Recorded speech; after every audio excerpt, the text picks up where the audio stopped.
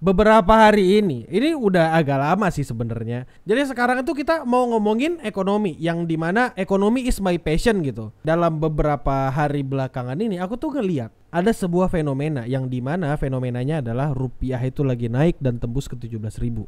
Bahkan di offshore itu tuh sampai 17.200 sesuai sama prediksiku. Gede nggak itu? Gede. Sebenarnya ada positif negatifnya lah ya kalau misalnya rupiah itu harganya turun gitu. Tapi gini, kalau misalnya kau tanya apakah itu akibat para investor asing yang pergi, itu bisa jadi. Tapi intinya adalah kenapa harga rupiah naik? Karena Indonesia nggak punya cukup dolar. Itu versi gampang ya. Dan aku tuh kebetulan ketemu sesuatu yang cukup unik dan menyenangkan di Facebook. Sesuatunya tuh kayak gini. Bam, rupiah ambruk di pasar luar negeri. Dolar sudah tembus 17.000. Ada komentar, dolar kan mata uang Amerika min. Kita kan rupiah, biarpun nilainya 17.000 sedolar, 20.000 sedolar, 30.000 sedolar, kita kan tetap pakai rupiah. Nah, teman-teman, inilah pentingnya memahami ilmu dasar ekonomi. Dan ini adalah bentuk dari seberapa pentingnya kita mengetahui bagaimana cara ekonomi dan mata uang bekerja, oke?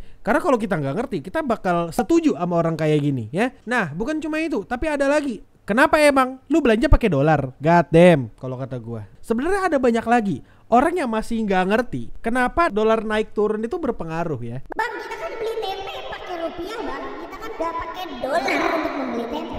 Bener. Nah, tapi yang jadi masalah adalah orang-orang gak ngerti. Selama ini dunia itu berdagang. Dunia itu saling jual beli ya. Dunia itu saling jual beli. Misalnya ada Amerika dan negara Brazil gitu kan. Misal. Mereka itu berdagang jual beli. Dan mereka pakai apa? Fucking dolar. Mereka pakai dolar. Kenapa pakai dolar? Karena dolar itu adalah mata uang yang diterima di seluruh dunia. Contoh lagi, misalnya kita mau berdagang ke negara Amerika, jual belinya pakai dolar pasti kan, karena mereka Amerika gitu. Nah, kenapa dolar menjadi 17.000 itu berpengaruh? Aku bakal kasih contoh yang paling gampang.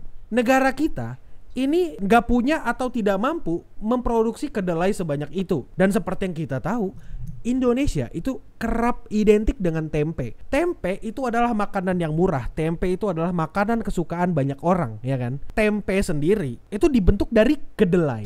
Yang dimana kalau negara kita nggak mampu ngesuplai kedelai, mau nggak mau kita harus beli kedelai dari luar negeri. Nah, begitu kita beli kedelai dari luar negeri, belinya pakai apa? Dolar. Jadi, kalau misalnya dolar kita terus naik, kira-kira yang terjadi apa? Betul, harga kedelai juga akan ikut naik. Masalahnya adalah hidup ini gak cuma sekedar tempe.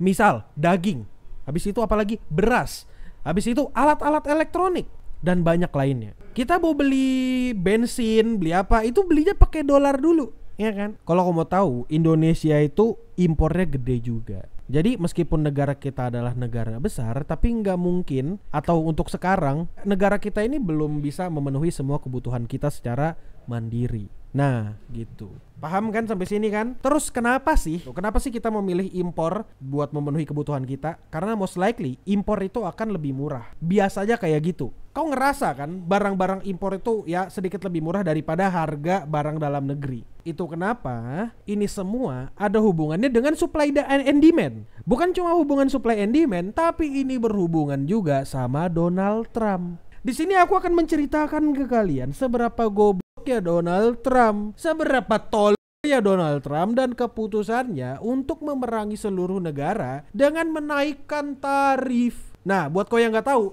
aku bakal menjelaskan semuanya lagi dengan bahasa yang paling simpel dan bahasa bayi. Aku akan lebih persingkat lagi. Intinya kayak gini. Tarif itu apa bang? Tarif itu adalah biaya. Tarif itu kalau mau kurs persingkat, misal kita punya baju wibu lokal yang bisa dibeli di bit.ly/toko.cs. Kita mau ekspor ke Amerika. Biasanya harga baju ini diekspor ke Amerika tuh anggap aja harganya 100.000. Awalnya tarif impor itu adalah 10%. Berarti ketika baju ini sampai di Amerika, harga baju ini adalah 110.000. Yang bayar adalah mereka yang mengimpor. Amerika mau beli baju dari Indonesia nih, mereka bayar 110.000. Karena 10.000-nya nanti itu akan masuk ke Amerika. Nah itu kalau misalnya tarifnya 10%. Tapi sekarang tarifnya Indonesia itu dihitung ke 36% apa 32%, aku lupa. Yang dimana artinya adalah ini nih bukan 100.000 lagi, tapi 130 ribu kurang lebihannya kayak gitu. Jadi di sini kenapa aku bilang Trump dongo, ada beberapa poin. Poin pertama adalah yang nanggung biaya tarif ini ujung-ujungnya adalah rakyatnya sendiri. Company nggak mau dong nanggungin tarifnya gitu, nanggungin pajaknya. Jadi mau nggak mau orang yang ngeimpor, mereka kan ngeimpor buat dijual lagi tuh, ya kan? Dan dijual lagi nih ke rakyat-rakyat Amerika gitu kan. Dan ketika rakyat Amerika mau beli, ya udah dilebihin aja harganya biar ke cover harganya dan profitnya nggak turun. Itu kebodohan Trump yang pertama. Dia membebani ekonominya ke rakyatnya sendiri, itu yang satu. Yang kedua, bodohnya di mana? Aku bakal ngasih tahu ke kau bagaimana cara Donald Trump itu menghitung tarif ekspor impornya. Untuk sekilas kita akan ngelihat, wah cerdas banget nih orang. Tapi ternyata kalau dipikir-pikir, ini orang dongo gitu. Gini, aku bukan master matematika, tapi kita bisa ngelihat nih dari situs resmi Amerika Serikat gitu, Office of the United States Trade Representative. Sekarang aku bakal nunjukkan ke kau bagaimana cara orang-orang di Amerika sana, pemerintahannya Trump itu menghitung tarif ekspor impor. Jadi rumusnya kayak gini nih. Ekspor dikurang impor dibagi zeta dikali pi dikali impor. Wah, kalau dilihat-lihat rumus ini terlihat sangat-sangat keren ya. Iya.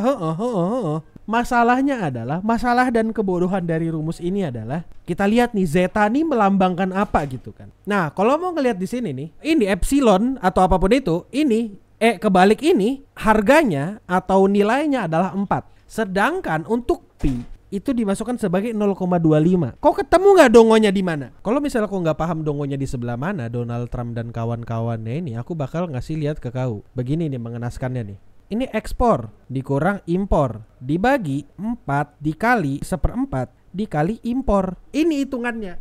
Gobloknya di mana ini? Ini goblok nih. Ini kan cancel each other ya. Jadi sama aja kayak 1 dikali impor dibagi ekspor dikurang impor. Literally dibagi 1 dikali impor. Jadi itu kenapa tarifnya gede banget. Kedongo. Itu kedongan Donald Trump nomor 2 tuh. Gimana tuh caranya dia bisa menghitung itu tuh? Dari awal ini yang epsilon sama pi, ini tuh harganya 1. Tidak usah ditulis bang, gitu loh. Ngerti gak sih? Kayak biar gak kelihatan 1. Setuju gua, biar gak kelihatan 1. Real shit.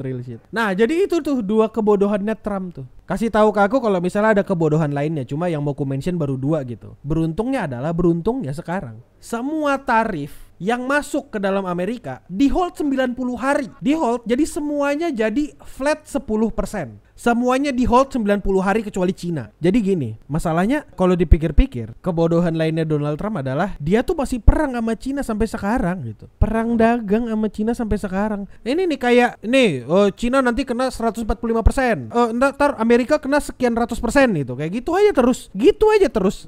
Terus-terusan aja. Emang jago. Masalahnya adalah ini semua itu bakal menghancurkan ekonomi dunia. Memang kelihatannya cuma kelihatan kayak Amerika dan China yang berperang, tapi it's more than that. Ini lebih dari itu. Ini nggak cuma sesimpel itu. Tapi bahasa bayinya seperti itu. Kau mesti bayar lebih untuk mendatangkan barang dari Amerika ya.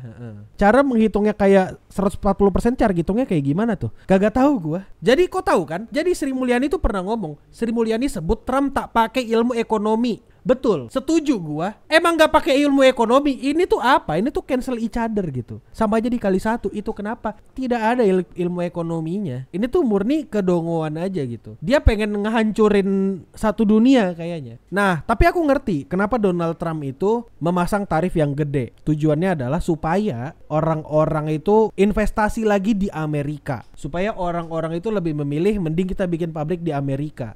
Rakyat-rakyatnya dapat kerja lagi. Habis itu harganya bisa lebih murah karena nggak kena tarif. Tapi ya aku pribadi nggak akan mau ya buka pabrik di Amerika. Karena ya gaya hidup Amerika, kehidupan di Amerika tuh mahal dengan sistem-sistemnya yang jelek. Nah udah kayak gitu aku sih nggak mau. Kita lanjut lagi nih. Kan tadi aku ada ngomong tuh di hold 90 hari tuh. Masalahnya adalah Indonesia itu nggak punya delegasi atau nggak punya orang-orang kedubes di Amerika. Jadi agak telat untuk negosiasi. Karena perang dagang ini dan tarif Indonesia yang gede banget ini, apa yang dilakukan Indonesia? Salah satunya adalah mengurangi atau menghilangkan kebijakan TKDN gitu. Kalian tahu nggak apa itu TKDN? TKDN itu pada dasarnya kayak kalau kau mau bikin sesuatu kayak misalnya HP, harus ada keterlibatan Indonesia. dari situ, kurang lebih kayak gitu. TKDN nggak ada, habis itu Prabowo juga bilang gak usah lah ada kuota-kuota impor, biarkan aja gitu. Ya itu di satu sisi keputusan yang bagus karena beberapa barang yang masuk jadinya bisa lebih murah, tapi ya akan berdampak jelek untuk emerging country seperti kita kalau dipanjangin waktunya gitu. Dampaknya ini nih, Prabowo minta TKDN fleksibel. Nah, tujuannya ini apa nih TKDN fleksibel nih? Biar Amerika itu bisa bisa mengekspor barang-barangnya ke Indonesia dengan tarif yang cukup murah. Ya, biar saling ngasih diskon. Nah, kurang lebih kayak gitu. Biar Indonesia tarifnya nggak 32%. Itu kenapa sampai sekarang di 90 hari nanti itu tarif ke beberapa negara itu dibikin flat 10% kecuali China. Ada juga nih Prabowo bilang nih, alasan Prabowo buka keran impor, mau impor apa silahkan buka saja. Nah, ini bisa jadi pedang bermata dua. Pedang pertama adalah jelas karena ketika impor itu most likely barang yang nyampe ke kita harganya lebih murah. Tapi negatifnya adalah takutnya ketika kita terlalu bergantung dengan impor. Pertama, petani. Betul, petani ini bakal kena. Petani itu harga panennya itu bakal ketekan banget sama impor. Yang kedua, rupiah kita itu bisa jadi makin tergerus harganya. Jadi itu kenapa sebenarnya agak susah untuk mengembangkan lokal kalau kita terlalu banyak impor. Nah, iya kan? Jadi kalau udah tahu lah ya dampaknya apa gitu kan. Prediksiku, apa yang kupikirkan dengan kondisi ekonomi kayak gini, kalau misalnya ini terus berlangsung, kalau misalnya Prabowo atau Trump tetap mengiyakan ini semua, tarif jadi naik, Prabowo jadi memperlancar ekspor tanpa ada regulasi yang ketat, kayak misalnya kita diperbolehkan untuk impor tekstil atau bahkan sepatu. Nah, itu tuh dampak buruknya bakal gede. Dalam kepalaku, salah satu hal buruk yang bisa terjadi adalah rupiah bakal ke sekitar 18.000 entah setahun lagi atau 1,5 tahun lagi. Untuk saham tetap bakal turun. Maksudnya harganya segitu-segitu aja gitu, stagnan lah dalam 1 tahun ke depan. Mungkin bakal naik lagi di tahun depannya lagi. Itu kalau prediksi dongoku ya, kan aku orang dongo gitu, jadi sembarang doang prediksinya. Tapi kita lihat lagi gimana kebijakan moneter dan fiskal dari Indonesia. Aku sih berharap Indonesia ekonominya baik-baik aja ya. Dan aku berharap setelah video ini kau ngerti gitu pentingnya harga dolar. Kalau misalnya dolar kenapa-kenapa, kayak misalnya dolar harganya naik, harga tempemu bakal naik, cok. Paham kan? Iya kan? Emang kamu belanja pakai dolar? Enggak, pakai bapamu. Jadi gitulah ya. Aku harap dengan video ini kau jadi paham gitu seberapa pentingnya nilai tukar kita terhadap dolar daripada kau cuma mikirkan harga tempe gitu. Ya harga tempemu tuh bisa berubah gara-gara dolar. Jadi aku harap kau berpikir kayak gitu. Ya jadi kalau misalnya kau suka dengan video ini, kau bisa ketik iwak kayak orang-orang ini gitu. Iya, ini AI dari Akil ya. Ya kau tunggu aku di video berikutnya dan mungkin kita bakal ngomongin ekonomi lagi dan seberapa bodohnya Donald Trump dan Elon Musk ya. Kalau untuk pemerintahan kita dan Indonesia, aku sih cukup yakin dan berpositif thinking. Cuma buruknya adalah aku nggak yakin di tahun ini atau tahun depan Indonesia ekonominya bisa 8%. Itu yang ku yakini. Dan itu prediksiku doang. Aku berharap kayak ya semoga ekonomi kita baik-baik aja. Apa investasi terbaik? Ini Trump coin.